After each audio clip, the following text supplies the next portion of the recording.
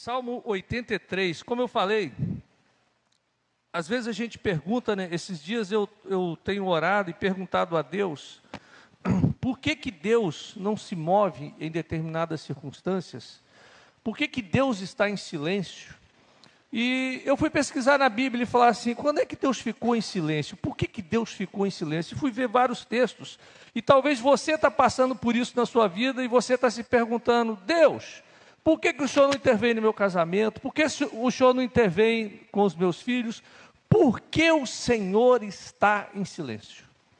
Foi a pergunta, uma das perguntas que eu fiz para Deus. Porque muitas das vezes você está orando e você fala, vou orar para quê? Deus não está ouvindo. Já aconteceu isso com você ou só comigo? Orar para quê? Deus não está ouvindo. Minha oração não sobe. E a gente ainda fala assim, ó, Deus ouve fulano, mas não me ouve. Deus ouve o outro, mas não nos ouve. E eu encontrei na palavra a resposta de Deus. Deus foi usando a palavra e falando ao meu coração de uma forma muito forte. Salmos 83. Ó Deus, não te emudeças, não fiques em silêncio, nem te detenhas, ó Deus. Vê como se agitam os teus inimigos, como os teus adversários te desafiam de cabeça erguida, com astúcia conspiram contra o teu povo, tramam contra aqueles que são o teu tesouro. Eles dizem, venham, vamos destruí-los como nação, para que o nome de Israel não seja mais lembrado. Com um só propósito tramam juntos, e contra ti que fazem acordo,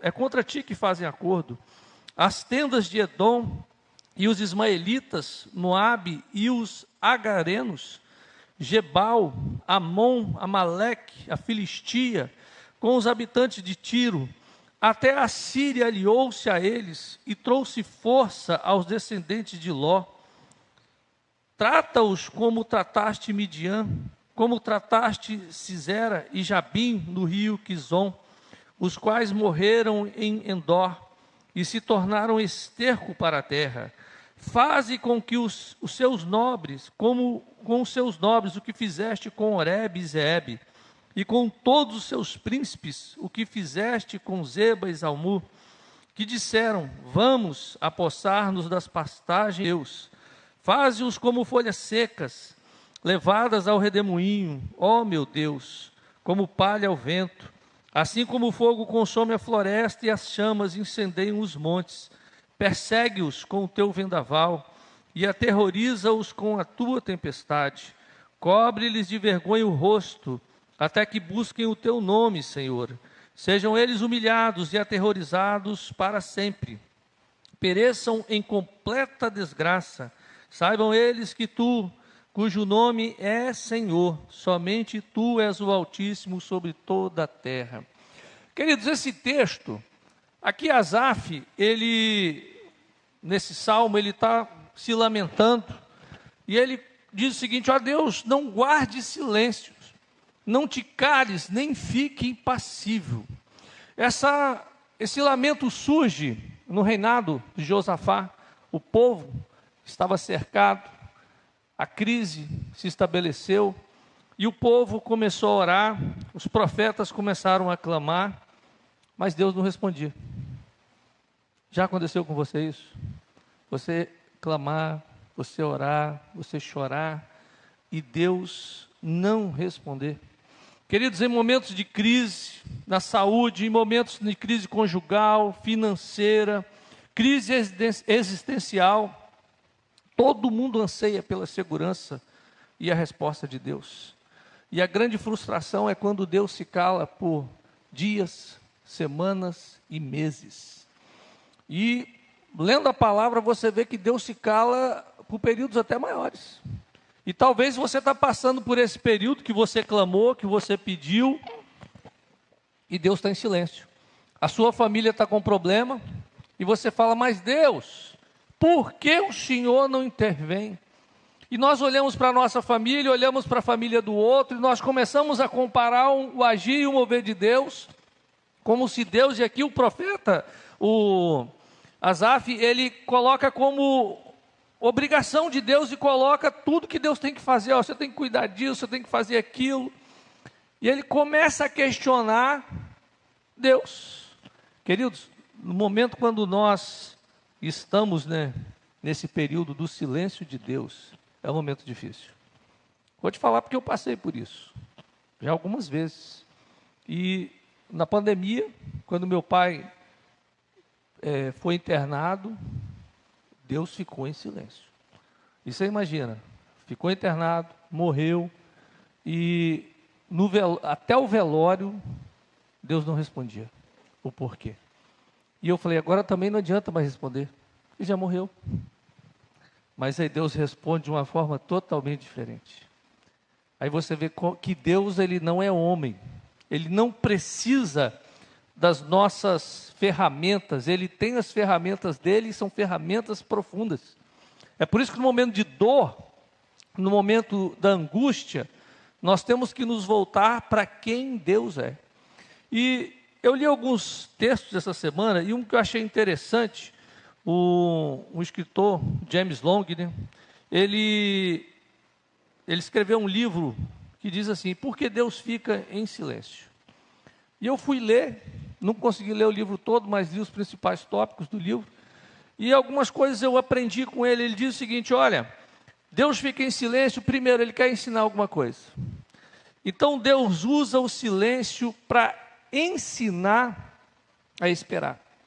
Uma vez, um amigo meu falou o seguinte, olha, eu tinha 3 amigos, e amigos que toda semana a gente estava junto.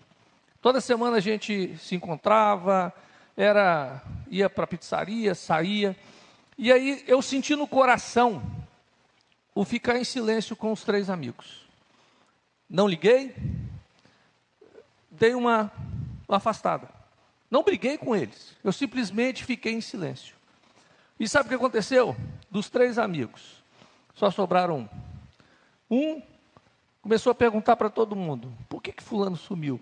Por que ele desapareceu? O que aconteceu? Mas nunca perguntou para ele. O outro começou a falar mal dele. Começou a criticar e falar mal para os outros. E um, que foi o que permaneceu, foi aquele que foi insistente. Mandou mensagem, procurou, foi visitar. Ele falou assim, Deus usou o silêncio para me filtrar as amizades. Porque muitas das vezes, no meio da turbulência, nós não conseguimos ouvir e saber quem é Deus. Interessante que até esse autor ele fala algo interessante, como um paradoxo de uma miragem. Quando você está olhando algo num deserto, em algum lugar, você vê uma miragem. E a miragem não é algo real. E às vezes nós olhamos com Deus e pensamos que é a mesma coisa. Onde está Deus? Onde está Deus na crise? Mas Deus, ele continua lá.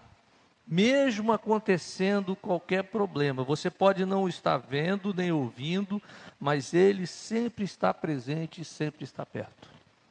Sempre. Deus é luz e ele espera que nós aprendamos a confiar nele mesmo no meio da escuridão. É difícil? Lógico que é, gente. É difícil no meio de um problema, no meio de uma adversidade, você confiar em Deus. E aí na Bíblia, eu encontrei alguns exemplos do silêncio de Deus. É interessante que um autor que eu li esses dias atrás, ele citando Gênesis capítulo 1, e ele fala do versículo 1 ao versículo 2, quando começa, que a terra era sem forma e vazia. Ele diz que ali se passaram milhões de anos, até que Deus disse, haja luz. Que coisa, né?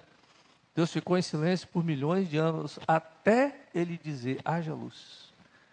Ou seja, entre o nada e a criação, entre o haja luz e as trevas que cobriam o planeta, foram milhões de anos. Período interbíblico, você que tem a Bíblia, você sabe que do último livro do Velho Testamento até Mateus, algumas Bíblias têm páginas em branco. Se você pegar o último livro do Velho Testamento, que eu posso perguntar aos embaixadores, qual é o último livro do Velho Testamento, embaixadores? Malaquias. Estou sabendo que esses meninos sabem de tudo, E o primeiro Mensageiras é do Novo? Hein? Bateu. Tá vendo, gente? Esse time é bom, né? Algumas Bíblias têm 4 páginas em branco, simbolizando 400 anos de silêncio. Do último do velho até o novo, Deus fica em silêncio durante 400 anos. E não havia mover de Deus, não havia profeta, ninguém que falasse em nome de Deus. Ou seja, Deus não fica entediado, gente. Ele está no controle. Ele está no controle de todas as coisas. Você pode achar que não, mas Ele controla todas as coisas. Você pode olhar para o Brasil e falar, está um problema no país. Deus sabe e Ele está trabalhando. Tem um problema lá em casa. Deus sabe e Ele está trabalhando. E como eu falei, o profeta Abacuque, ele clama a Deus, Deus não responde. E era um período difícil para o povo de Israel. Havia um juízo de Deus chegando. E quando Deus responde de uma forma que Abacuque fica apavorado. Porque Deus responde falando tudo o que iria acontecer. Mas o silêncio de Deus, agora trazendo para nós, né, o que o silêncio de Deus pode nos comunicar? Primeiro, rejeição ou reprovação. Se Deus está em silêncio, é porque Ele pode estar rejeitando alguma coisa que você está fazendo. Amém? Misericórdia, pastor. Amém, não. Olha, Deus pode estar chateado com alguma situação. Saul, um rei escolhido por Deus, e desobedece a Deus. Ele oferece sacrifícios sem esperar o profeta.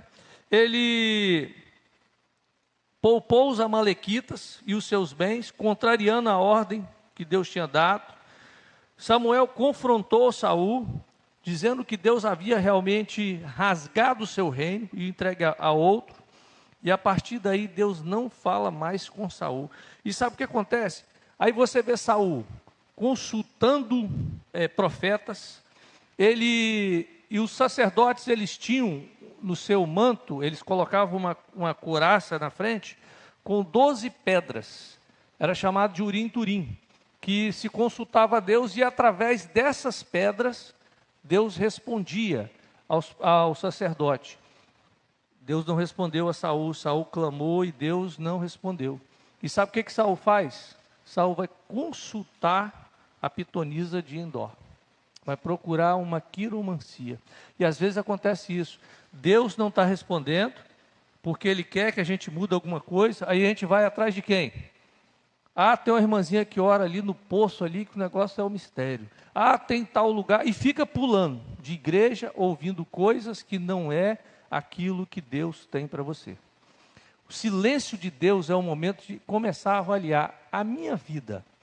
Eu estou fazendo alguma coisa que desagrada a Deus? Gente, o Espírito Santo de Deus, ele vai revelar. Você não precisa de ir para um lugar para alguém falar para você, olha, conserta isso, não. Meu irmão, quando você lê a palavra e você se confronta com a palavra, você vai descobrir quem você é. Amém? Por isso que o cristão tem que ler a Bíblia todo dia. Porque todo dia a palavra traz luz e é um espelho para falar quem nós somos. Então, se você não lê a Bíblia, se você não busca a palavra, aí você vai atrás das pitonisas, das pessoas para te entregar a revelação. E, gente, hoje eu não sei se isso está tão forte, mas há alguns anos atrás, o que tinha o pessoal falava, tem um poço ali, a irmãzinha que ora e entrega a revelação, bate até o CPF. Meu irmão, foge disso. Foge. Você não conhece o seu CPF, não? Para que você precisa para alguém falar o seu CPF? Para que você precisa de alguém falar a placa do seu carro? Conserta a sua vida. Amém? Só conserta a sua vida que Deus vai fazer a obra. Às vezes nós estamos querendo alguém para dar uma resposta mágica. Uma vez uma irmãzinha chegou para mim, eu era pastor em outra igreja, e falou assim, pastor, queria te pedir para o senhor orar pelo meu relacionamento. Aí eu, não, vamos orar sim. Porque o meu namorado ainda não terminou com a mulher dele ainda, para a gente estar junto. Eu falei assim, o quê? Não. Foi um culto de formatura. Eu preguei no culto de formatura, aí tinha um rapaz sentado no último banco, ele me procurou e falou, pastor, eu estou com, meu filho acabou de nascer e está na UTI, ali na Santa Úrsula. O médico falou que ele não escapa. Aí eu orei com ele e falei assim, seu filho vai sair. De hoje para amanhã ele sai da UTI. Deus me deu a palavra, eu falei com ele na hora, orei. Beleza. Isso foi na quinta. Na sexta-feira ele chega na igreja e falou: pastor, meu filho saiu da UTI. Agora eu estou aqui para saber o que eu tenho que fazer. Aí ele me contou a história da vida dele. Já estava no segundo casamento e tinha largado a segunda esposa, que estava grávida, que foi ganhar um neném, e estava morando com a terceira esposa. Aí ele falou: o que eu faço, pastor, para o senhor larga a segunda, larga a terceira e volta para a segunda, porque para a primeira não tem jeito mais, né? Mas restaura o seu casamento. Ele restaurou o casamento dele, trouxe a família para a igreja. Queridos, a palavra de Deus é para nos confrontar, para a gente acertar o nosso norte. Às vezes Deus, Ele não fala, porque nós estamos totalmente fora da vontade de Deus. A Bíblia diz que Deus é santo, que Ele é luz, não há trevas nele. Como é que Deus vai trabalhar e vai consertar um negócio que está todo errado? Não vai, não tem como. Então, queridos, Saul desobedece Deus. Pedro, interessante, Pedro, às vezes, né, Deus silencia para que a gente possa compreender e através do silêncio entendermos a graça salvadora, né? Pedro nega Jesus 3 vezes e a palavra diz que Jesus passa por Pedro e Jesus apenas olha para Pedro, não diz uma palavra. Pedro desaba em choro, mas assim que Jesus ressuscita, ele manda o recado através de Maria Madalena, incluindo Pedro, né, para que Pedro fosse ao seu encontro. Querido, o silêncio de Deus não é um fim, não. A gente pode errar, mas o silêncio de Deus é para que a gente conserte. É para que a gente reveja os nossos caminhos, para que nós possamos realmente fazer aquilo que Deus quer para nós, para a nossa vida. O silêncio de Deus muitas das vezes traz vitória. Interessante, na Bíblia você vai ver a mulher Ciro-Fenícia, lá em Mateus capítulo 15, né, versículo 21 a 28. Essa mulher, ela clamava por sua filha que estava endemoniada, e Jesus não responde nada. Ela clama e Jesus não responde. Às vezes a gente fala: poxa, mas é algo tão urgente. A minha filha está endemoniada, minha casa está com problema. E às vezes nós agimos assim, queridos. É a sua família. E essa mulher, a Bíblia diz que Jesus não responde. Quando Jesus responde, é uma resposta negativa. Jesus diz assim: olha, eu não fui enviado senão as ovelhas perdidas da casa de Israel. Não é bom pegar o pão e dar para os cachorrinhos. Jesus chama essa mulher de cachorrinha. Que coisa, né? Se fosse hoje, tinha saído da igreja, tinha processado. Hoje o BO seria grande, né? Mas aquela mulher, a Bíblia diz que ela, apesar do silêncio, ela insiste com Deus. E queridos, essa insistência fez com que a vitória viesse. Muitas das vezes no silêncio de Deus nós temos que insistir. E quando nós falamos de filhos, casamento, família, nós temos que insistir. Você não pode ficar em silêncio diante do caos na sua família. Você não pode ficar em silêncio. Ah, Deus sabe. Sabe, sim. Mas nós temos que clamar. Ele sabe da sua situação financeira, sabe, mas você tem que clamar. Ele sabe da sua saúde, mas você tem que clamar. Ele sabe, mas Ele quer que nós clamemos. Mas muitas das vezes nós simplesmente ficamos, Deus está em silêncio, eu fico também. É pirraça. Você é pirracento? Quem está em pirraça não vai ver e receber os milagres de Deus.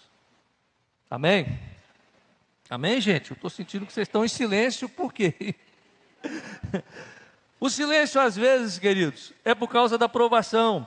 E eu estava até falando com a Vanusa, né? A gente estava conversando, eu falando: gente, eu fico imaginando Abraão indo para o Monte Moriá, levando um filho para ser sacrificado. Deus falou com Abraão o seguinte: pega Isaac, leva lá para o Monte Moriá e sacrifica ele a mim. Pronto. O que Abraão fez? Pegou o filho e foi. E no caminho, eu fico imaginando o caminho para levar o filho para o sacrifício, querendo ouvir Deus, procurando uma folha, alguma coisa que Deus dissesse: não precisa. E Deus em silêncio, até o último momento, quando ele tira o cutelo e ele vai imolar o filho, o anjo segura a mão e diz: não precisa.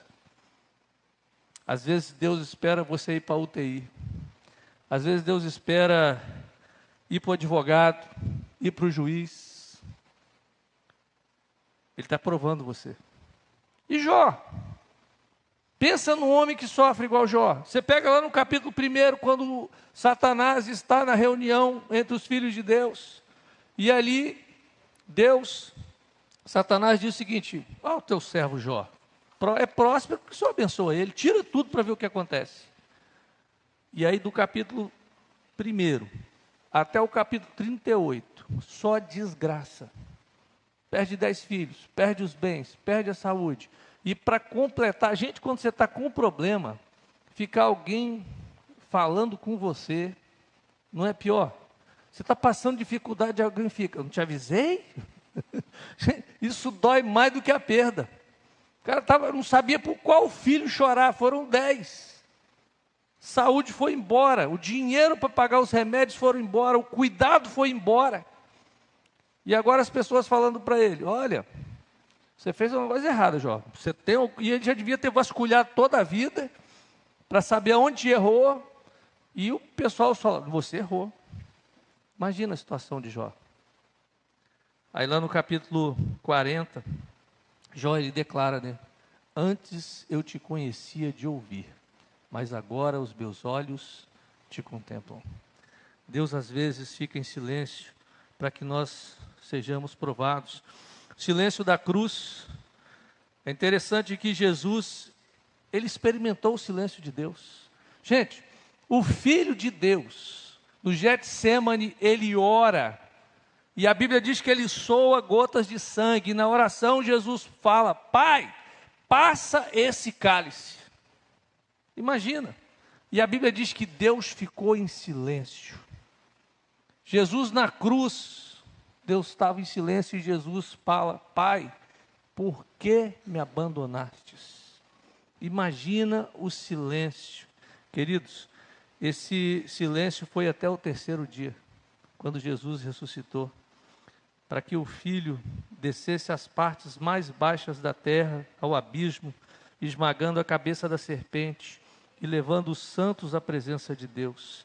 Foi um tempo onde esse silêncio foi o tempo de maior movimento espiritual que já houve na terra. Foi do Getsemane até a ressurreição. O movimento espiritual que aconteceu foi o maior que já foi registrado na história.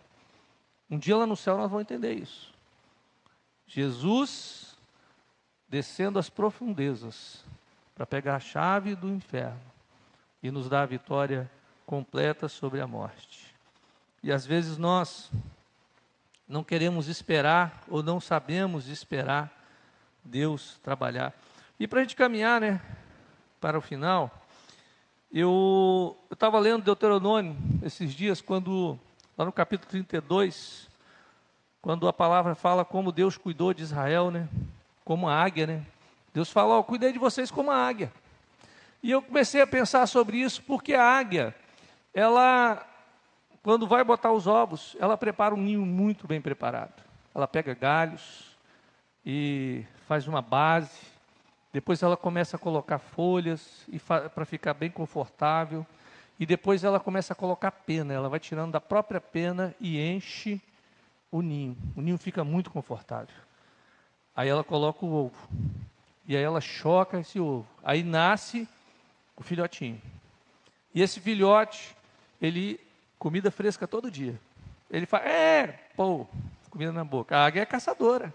E só comida fresca. A águia não é a urubu que leva comida velha. Ela vai lá, bate, ainda traz vivinho. Menino mal abriu a boca, lá vai, engole. Mas chega um dia que o bichinho já está grande, já está cheio de pena. Aí a águia começa a incomodar, ela começa a tirar a pena. Ela começa a retirar as penas do ninho, para que o ninho fique confortável. Aquela cama macia, né? Que o águiozinho, né? O filhote da águia, não sei qual nome dá, mas vamos falar o filhote da águia, o pequeno pássaro, a pequena ave, que ela deitava e cochilava, né? Porque era só fazer assim, né? A mãe, pô, comida na boca. Tranquilo, igual você, né? Abre a geladeira, danoninho, iogurte, né, mãe? Né, pai? O pai sabe de onde está saindo esse negócio, né? Mãe, cadê o Toddy? Pô, só tem pão, não tem queijo, né? Desse modelo, desse jeito. Aí chega um dia que o que acontece? Você cresce, né? Aí o pai começa a falar o seguinte: e aí, você vai ajudar a pagar a internet? Ajudar a começar vamos rachar a conta de luz? Começa a mudar a conversa, começa a mudar as coisas, está na hora de você trabalhar. E assim acontece com a águia, ela vai tirando tudo, vai tirando o conforto, joga as penas fora, vai tirando, e fica só os galhos, pontudos, e o bichinho já não consegue mais deitar, tem que ficar andando. Daqui a pouco, não bastando, daqui a pouco ela faz, sabe o quê? Ela chama o menino, vem aqui ver, ela faz o ninho lá no alto do penhasco, né? No alto. Ela fala, vem cá, vê, olha que paisagem linda. Aí na hora que o águiozinho chega, ela vai, pô. Aí ele cai, até ele aprender o quê? A voar. Deus faz dessa forma. Você se converte, você abre a Bíblia, o que? Compra ou não compro? Bibliomancia, Deus responde na hora. Você acabou de orar, Deus está respondendo, né? Chega na igreja e já tem alguém, meu irmão, orei com você, faz isso. Você fala, nossa, a vida espiritual é fácil, né? Aí daqui a pouco, você começa a amadurecer e Deus faz o quê? Ele quer que você cresça. E Ele usa a experiência de Israel. Queridos, no deserto, Deus proveu maná diariamente.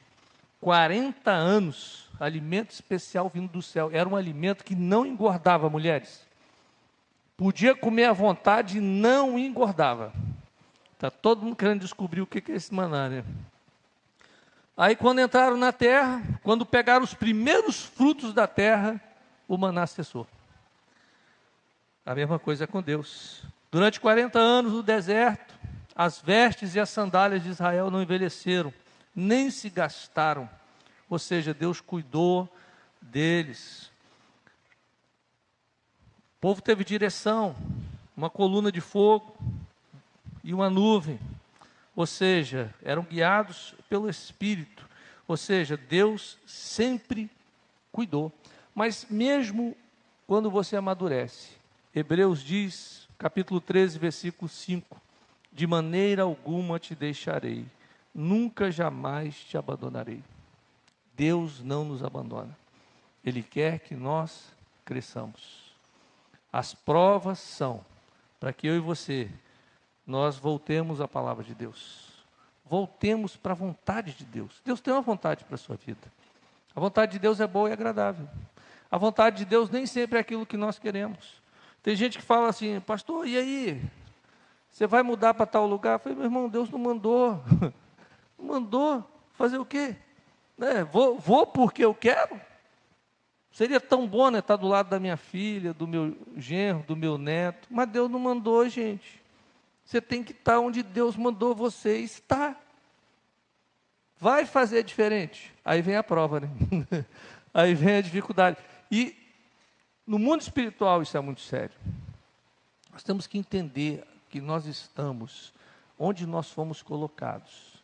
É onde Deus quer que nós venhamos frutificar. É onde você vai produzir, é onde as coisas vão acontecer, é onde Deus vai fazer coisas grandes através da sua vida, através do dom que Ele deu em você. O silêncio de Deus, muitas das vezes, é para que nós venhamos entender o que Deus tem para nós. Vamos orar? Jesus, na cruz, né? Ele morre no silêncio de Deus. Jesus pergunta, por que me abandonastes? E Deus nada responde, porque Ele estava trabalhando. Deus está trabalhando.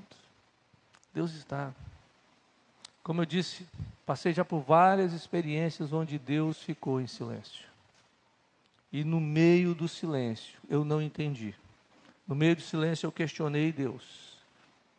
Mas eu entendi a soberania de Deus. E depois eu vi que Deus, Ele estava no controle. Em momento nenhum Ele perdeu o controle.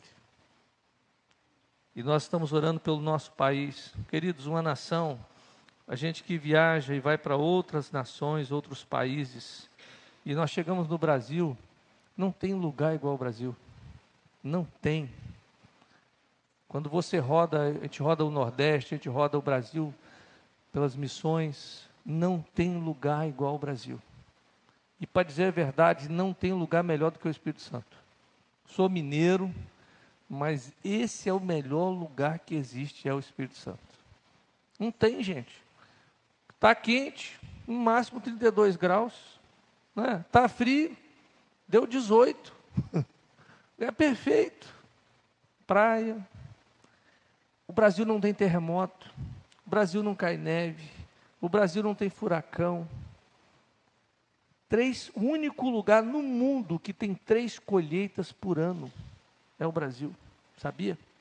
Se você for no sertão do Brasil, lá na Bahia, Casa Nova, Petrolina, Juazeiro, tem manga que são 3 colheitas por ano de manga. 3 colheitas. 3 colheitas de uva. Essa é perfeita. Às vezes a gente num lugar tão bom, nós temos tantos problemas. Não é verdade? Por quê? Deus vai trazer um avivamento sobre a nossa nação.